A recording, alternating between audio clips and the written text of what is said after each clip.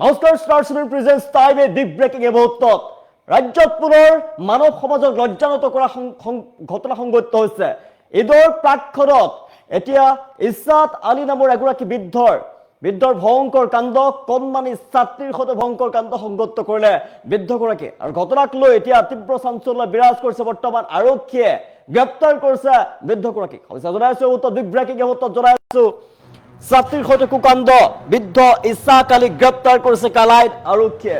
বকৰীদৰ প্ৰাক মুহূৰ্তত পুনৰ ভয়ংকৰ ঘটনা ৰাজ্যত। বিদ্যালয়লৈ যোৱাৰ পথতে ছাত্ৰীৰ সৈতে জঘন্য কাণ্ড, বৃদ্ধৰ কালাইন আৰক্ষীয়ে গ্ৰেপ্তাৰ কৰিছে লম্পট বৃদ্ধ ইছাক আলীক। ঘটনাৰ পিছতে তীব্ৰ চাঞ্চল্য বিৰাজ কৰিছে সমগ্ৰ অঞ্চলটো। কাছাৰৰ কালাইনৰ বৰৈতলী গাঁৱত সংঘটিত হৈছে জঘন্য কাণ্ডক এতিয়া ৰাজ্য সচেতন মহলে ধিক্কাৰ জনাইছে। সমগ্ৰ ঘটনা সন্দৰ্ভত গোচৰ ৰুজু কৰি তদন্ত আৰম্ভ কৰিছে আৰক্ষীৰ ফালৰ পৰা। বৰ্তমান আৰক্ষীৰ জালত পৰিছে এগৰাকী বৃদ্ধ ইছাক আলী। এগৰাকী কণমানিৰ সৈতে ভয়ংকৰ কাণ্ড সংঘটিত কৰিছিল এগৰাকী বৃদ্ধই। বিদ্যালয়লৈ যোৱাৰ পথতে ছাত্ৰীৰ সৈতে জঘন্য কাণ্ড সংঘটিত কৰিছিলে। আৰু কালাইন আৰক্ষীয়ে বৰ্তমান গ্ৰেপ্তাৰ কৰিছে লম্পট বৃদ্ধ ইছাক আলীক। কাছাৰৰ কালাইনৰ বৰৈতলী গাঁৱত সংঘটিত হৈছে জঘন্য ঘটনা। সমগ্ৰ ঘটনা সন্দৰ্ভত বৰ্তমান গোচৰ ৰুজু কৰা হৈছে আৰু আৰক্ষীয়ে তদন্ত অব্যাহত ৰাখিছে। বকৰীদৰ প্ৰাকক্ষণত ৰাজ্যত জঘন্য ঘটনা সংঘটিত হৈছে এগৰাকী বৃদ্ধৰ ভয়ংকৰ কাণ্ড। বিদ্যালয়লৈ যোৱাৰ পথত ছাত্ৰীৰ সৈতে জঘন্য কাণ্ড সংঘটিত কৰিছিল এগৰাকী বৃদ্ধই। আৰু এগৰাকী বৃদ্ধক বৰ্তমান আৰক্ষীয়ে গ্ৰেপ্তাৰ কৰিছে।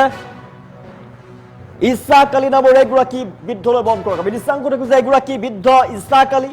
আৰু ইছাক আলীয়ে বিদ্যালয়লৈ যোৱাৰ পথত ছাত্ৰীৰ সৈতে ভয়ংকৰ কাণ্ড সংঘটিত কৰিছিল, জঘন্য কাণ্ড সংঘটিত কৰিছিল।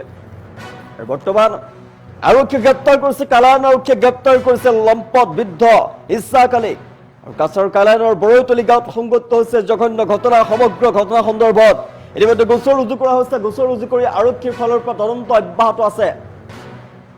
আৰু ঘটনাকেইটি সচেতন মহলে, সমগ্ৰ অঞ্চলৰ সচেতন মহলে ধিক্কাৰ জনাইছে। তাৰ পাছতে ঘটনাস্থলী উত্তপ্ত পৰিস্থিতি বিৰাজ কৰা দেখিবলৈ পোৱা গৈছে। ঘটনাৰ পাছতে উত্তপ্ত পৰিস্থিতি বিৰাজ কৰিছে, অঞ্চলবাসী ওলাই আহিছে আৰু বৃদ্ধৰ বিৰুদ্ধে এতিয়া ব্যৱস্থা গ্ৰহণ কৰাৰ বাবে কঠোৰৰ পৰা কঠোৰ ব্যৱস্থা গ্ৰহণ কৰাৰ বাবে আহ্বান জনাইছে, আৰক্ষীলৈ দাবী জনাইছে।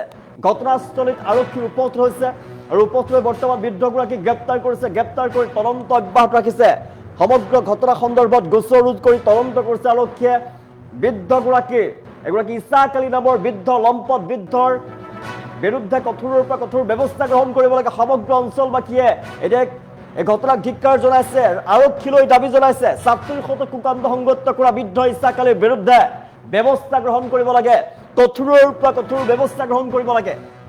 সমগ্ৰ অঞ্চলৰ এতিয়া সচেতন মহলে ধিক্কাৰ জনাইছে ঘটনাৰ পাছতে তীব্ৰ চাঞ্চল্য বিৰাজ কৰিছে সমগ্ৰ অঞ্চলজুৰি। আমি দৃশ্যাংশ দেখুৱাই আছো বকৰীদলৈ মাজত মাত্ৰ কেইটামান দিন। বকৰীদৰ প্ৰাকক্ষণত পুনৰ জঘন্য কাণ্ড লম্পট বৃদ্ধৰ এগৰাকী ইছাক আলী।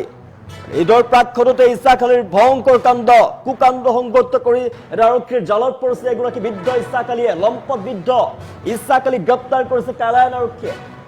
এগৰাকী ছাত্ৰীৰ সৈতে কুকাণ্ড সংঘটিত কৰিছিল। বিদ্যালয়লৈ যোৱাৰ পথতে ছাত্ৰীৰ সৈতে ভয়ংকৰ কাণ্ড সংঘটিত কৰিছিল বৃদ্ধ ইছাক আলীয়ে। আৰু এইগৰাকী লম্পট বৃদ্ধ ইছাক আলীক বৰ্তমান এটার মামায় ফোন করছে আমার যে দাদা এরকম এরকম আমার বাগনির গাত হাত উঠেছে একজন মুসলমান মানুষ স্কুল থেকে যার। তো লগালগ আমি আইসি আওয়ার পরে কেন দেখি তোমার এই মেটার খান্দের, হ্যাঁ মেটার মায়ে খান্দের, তার বাবাইও ইয়ে করে দাদা এই ব্যাপার এরকম এরকম ঘটনা করছে।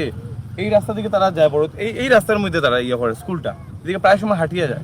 এই যে মানুষটা এরকম ঘটনা করছে বিগত কয়েকদিন থেকে এরকম টার্গেট লাগাইছে মেটার উপরে, আজকে গিয়ে মেটার গার্ড টাচ করে লিছে। তো আমি ওটাই কইতেছি আর যে এইগুলা রাস্তার মধ্যে যদি আমরা হিন্দু মেয়ে যদি ওখানে যদি সুরক্ষা না থাকে, এটা কিন্তু আমরা পাকিস্তান আর বাংলাদেশে ওখানে গেছি না কিতা, তো এইটার লিগে আমরা কড়াকড়ি শাস্তি লাগে। আমরা এখানে সময় আইসি তখন তারা এখান থেকে তারা নমাজ পড়ে সময় বাইরেছে তখন তারা কর যে এটা বিচারে শেষ হইব। এটা কোনোদিনও যাতে বিচারে শেষ হয় না, এটা আমরা আইনে না তো দিছি, আমরা মানুষটার গাতে হাত উঠাইছি না, আমরা আইনের সাহায্য নিছি যাতে আইনে এটা কড়াকড়ি ব্যবস্থা। এই যে এইগুলো জিনিস যে যদি বিচারে শেষ হয় তো আমরা বিচার মানি না। এগুলো জিনিস কিরকম বিচার হবো? আজকে এটা একটা ক্লাস 8 বেচারা যদি বেচারা বয় পাইবো এটার সাথে আজকে বয় পাইবো আরো বেচারা খাবে লিটারি খাবে মায়ে খান্দের মা লিটারি খান্দের এদিকে যাইতো না, মায়ে উঠিয়া করে স্কুল আর পড়াইতো না বাচ্চা আমরা যদি আজকে এটা করছে মানুষটা তো আমরা সমাজ ব্যবস্থা ঠিক করতে লাগবো, সমাজটা ঠিক করতে লাগবে। আজকে এইরকমই সমাজ ব্যবস্থা যে ক্লাস 8-এর বাচ্চারা ট্রেনিং দেওয়ার, তো আরো বাকি বাচ্চাগুলো আছে যারা যেটা এই রাস্তা দিয়ে যেতে চলায় যাতায়াত করতে তারা ভয় পায়। এরকম যদি বাচ্চা মেয়েরার উপরে এরকম যদি অত্যাচার হয়, তা আমরা এখন কিন্তু সুরক্ষিত আছি নেই দেশের মধ্যে। ওটাই আমরা প্রশাসনের কাছে ওটাই আমরা দাবি থাকবো যে এইগুলো এটা যাতে কড়াকড়ি শাস্তি দেওয়াও, এই বাচ্চাটা যাতে নিয়ায় পায়। হ্যাঁ, আজকে এইরকম এই জায়গার মধ্যে যদি এরকম সব কিছু থাকে, যদি বাই চান্স এই জায়গাটার মধ্যে যদি এরকম হয়, আগামী দিনে আমরা বাচ্চাগুলো সুরক্ষিত থাকতো না। এইদিকে যেতে সময় রাত্রেবেলা যেতে সময় কত রকম দুর্ঘটনা ঘটবো। মেয়েটার মামায় ফোন করছে আমার যে দাদা এরকম এরকম আমার বাগনির গাত হাত উঠেছে একজন মুসলমান মানুষে স্কুল থেকে যার। তো লগালগ আমি আইসি, আওয়ার পরে কেন দেখি তোমার এই মেয়েটার খান্দের, হ্যাঁ মেয়েটার মায়ের খান্দের, তার বাবাই ইয়ে করে দাদা এই ব্যাপার এরকম এরকম ঘটনা করছে এই রাস্তা